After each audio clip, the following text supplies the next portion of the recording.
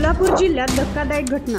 चरित्र्याच्या संशयातून पत्नीचा खून आणि नंतर पतीची आत्महत्या।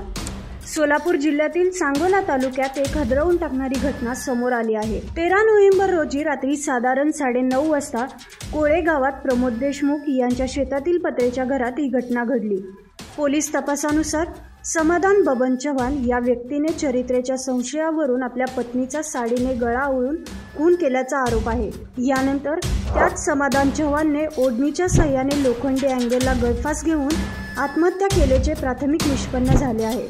या प्रकरणी दादा आबा मोहिते यांच्या फिर्यादीवरून पोलिसांनी मृत समाधान चव्हाण विरुद्ध भारतीय न्याय संहिता कलम 193(1) अंतर्गत खुनाचा गुन्हा नोंदवला आहे। घटनेचा पुढील तपास पोलीस उपनिरीक्षक चंद्रकांत पुजारी करत असून या दुहेरी मृत्यूमुळे परिसरात खळबळ उडाली आहे। चॅनलवरती नवीन आहात तर पहिल्या चॅनलला सबस्क्राइब करा आणि बेल आयकॉन दाबायला विसरू नका। आणि सोलापूरमधून कुठून पाहतात कमेंट करा।